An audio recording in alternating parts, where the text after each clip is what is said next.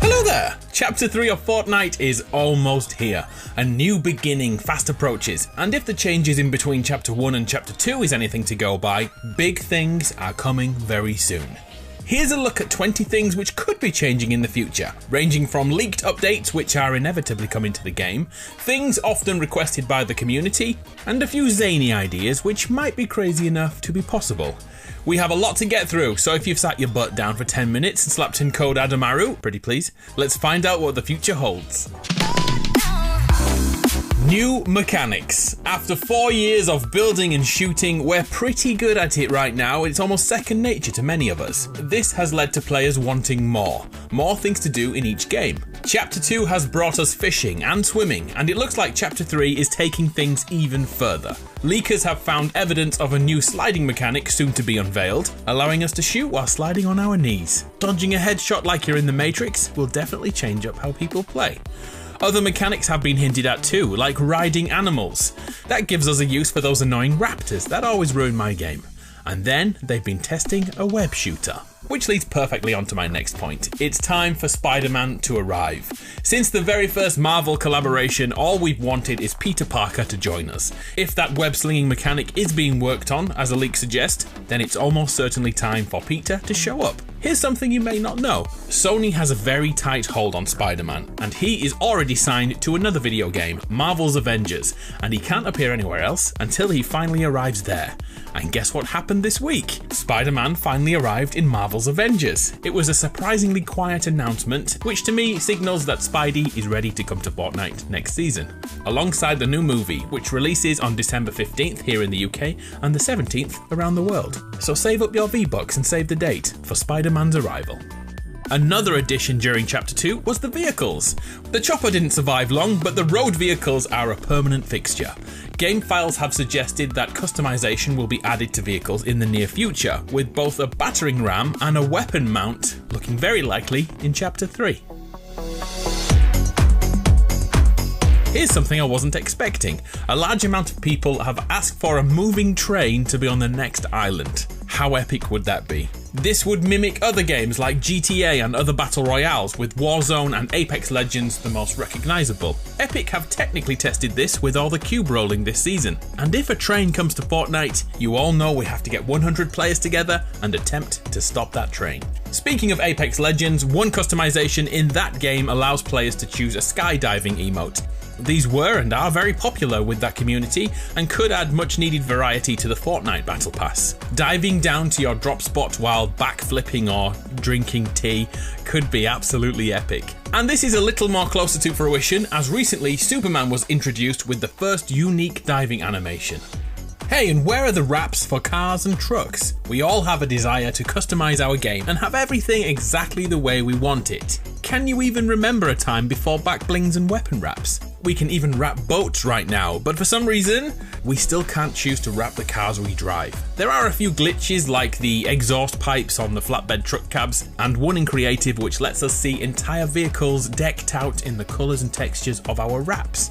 Why isn't this officially in the game yet? It's great, it already exists, so it must be coming to Fortnite very soon. And that leads to another highly requested piece of customization: individual battle bus skins. The bus in the sky will always be the iconic blue to us, but actually it's been many different colours before. We've had a Christmas theme, a Halloween theme, a birthday theme.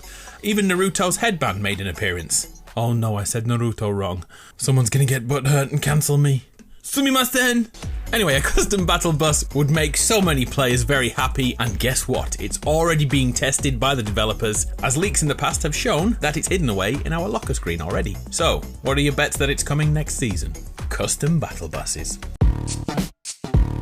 Something quite serious now, skill-based matchmaking. Many people are begging Epic to look into this, as Fortnite's skill ceiling is much higher than other battle royales, all down to the building mechanic. Twitch streamer Squatting Dog has a very interesting way to fix this issue of being stranded in lobbies filled with scrimmers and losing the heart to play Fortnite. Mr. Dog puts forward a new metric which not only includes wins and kills, but also building skill. This would mean if, like me, you don't build too much, we'd be placed in lobbies with similar players others with a similar playstyle. Those who prefer to run and gun then build the Taj Mahal. And those who love to scrim and be alone forever will be paired with players who enjoy that aspect of the game too. So therefore everyone would be happy, everyone feels more in control of their own destiny, and everyone plays more. What a classy solution, eh? All thanks to Mr. Dog. Much love, everybody, and mustache. There is actually another way to bridge the skill gap with building. It's something Epic is reportedly already working on yet again. Smart builds. This will scare the hell out of all the sweats around you, but an alleged Epic insider has said quick builds are coming in the future. These consist of one-click versions of something like a box and a roof. No skill needed, no spinning around on the spot, one click and you're done. There's a smart tower too to add another level to your build, and even a smart bridge, just as you'd expect, a ramp connecting floor pieces to get over a hazard. Whether these make it to the game or not is uncertain, but it's being tested. Honestly, what are your thoughts on this? Macro builds for everyone? Will that ruin Fortnite or improve it? Let's move on to changes in the game, and in particular, a dynamic weather system. This theory is that by adding weather patterns like rain, thunder, bright sunshine and snow will give games a more realistic feel. At a base level, weather patterns will simply be a visual update, maybe with migrating gulls that pass overhead. But should Epic want to, they could go much deeper into the weather system and make it a mechanic. Extremely bright sunshine could cause wooden builds to ignite. Thunderstorms could electrify metal structures. And should natural disasters be included, like in Battlefield, entire build-offs could be ripped to the ground in seconds. Unlike everything else we've spoken about, there is no evidence that this is in the works at all. Although the way fire spreads in the game right now, where it passes from one tile to another, uses the same scripting needed to make this a reality. And didn't we already get a hurricane-like effect in a recent live event? Not that far-fetched then. Another hugely requested change is actually something we've already had. The block. People want it back. The block was a place to showcase creative builds on the Battle Royale island. There was a giant tank one week, and the next it was some sort of 3D art. The block was a continually evolving POI made by people in the community. In-game, it didn't always go to plan, with sometimes structures unable to render, and it caused many issues on different devices. But that was 2 years ago. Things have changed a lot since then, and Fortnite has evolved. What were your thoughts on the block? Would you like to see it return? Because I freaking love that monstrosity. Next, a second chance mechanic. Fortnite isn't afraid of taking ideas from other games and straight up stealing them and slapping them into Fortnite.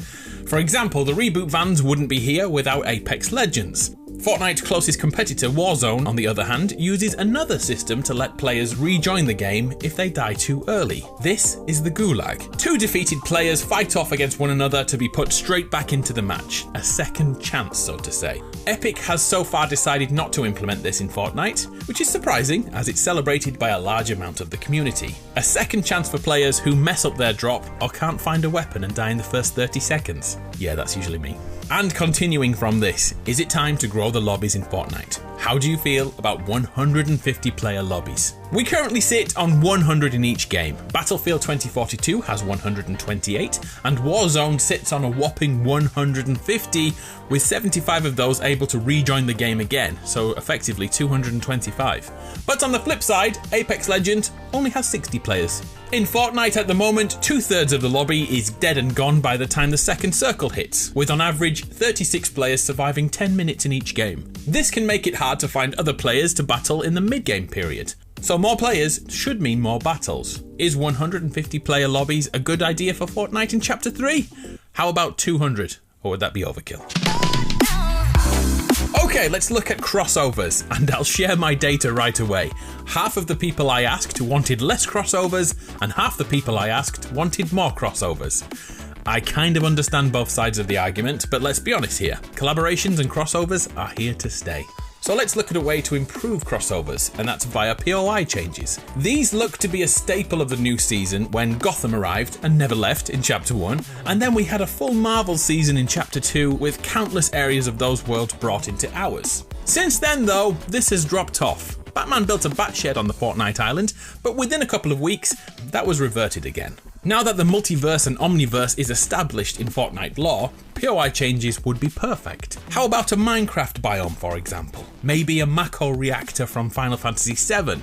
Note to self when editing this, put a video of Tifa here because Tifa is great. I digress. Crossover points of interest would keep players returning to Fortnite as nobody could predict which part of the island would change and how it would change. Think back to Pandora in Chapter 1.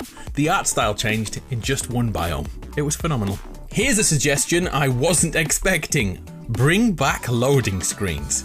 Let me put that another way. Loading screens that are relevant to the story. There are hundreds upon hundreds of loading screens in Fortnite. Some are fan art, some are renders with little relevance to the island, and some are key to evolving a character and fleshing out their history, all without words. For a good example of this, the entire story of the Visitor is told in weekly loading screens. From escaping the meteor to finding and building a rocket and taking us to a live event, all told in still images. Players who enjoy the lore of Fortnite would love these to return. Drift's time on the island has been presented via this method, leading to a better understanding of who he is. So who would have thought loading screens would be so important? Oh, do you remember this one? Weapon charms. Concepts for Fortnite weapon charms have been around for years. So much so that other games have released, added them, and sold millions to their players whilst we wait in Fortnite. When Season 7 of Chapter 2 arrived, there was a teaser which looked to be a weapon charm. It wasn't, it was another backbling, but the attention that got caused Epic to take note. As we already know, Fortnite's locker will be evolving in Chapter 3 to include brand new elements, making weapon charms a much more realistic update later in Chapter 3. Imagine the tiny chair swinging from your shotgun. I love this one. The guided missile. The most requested vaulted item in Fortnite history. Well, if you don't include the Zapatron. This item has not been in the game for years, and it still remains inaccessible in creative. The guided missile was introduced back in March 2018 and permanently vaulted in February 2019. We are fast approaching its 3rd anniversary of its removal, and that hasn't stopped any of us begging for its return. A rocket that can be manually controlled and freely used to rocket ride your friends?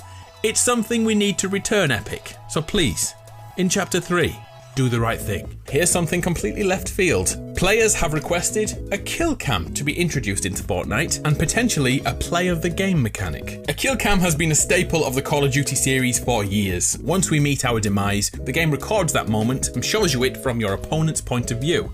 This is a great way to see how you lost the fight and how to improve in future. And it's instant, you'll see exactly what happened without having to go back into replay mode. And if you're an Overwatch fan, you'll already be used to the second part of that request, a play of the game. Following the match, an epic moment would be displayed for all to see, like a mini highlight reel, for you and your buddies to enjoy. Implementing that in Fortnite could be difficult, as not many people stick around to the end after being one-pumped by a dude in a box. But the kill cam though, that would be the perfect iteration from Chapter 2 to Chapter 3. Who's down for a kill cam? Next is weekly map updates. I'll be honest, as a map update guy, I've had my work cut out this year looking for map changes and the impact of the story. Some have been awesome, and some have been watching a chair shrink and grow again. And sometimes the map would only change once a month. Those are really tough times. Back in Chapter 1, and in particular Season 9 and X, the map continued to evolve at an amazing pace. Every single week, both big and small updates could be seen. We had Gotham City, we had a slice of Pandora, and we watched the Seven build a new rocket, which played a huge part in the end of season event. Heck, we even saw the inhabitants of the island building a mech ready for the fight over the vault. The updates in 2019 were amazing. Please, Epic Games, bring back weekly updates that inspire the community. And now the most requested update needed for Chapter 3.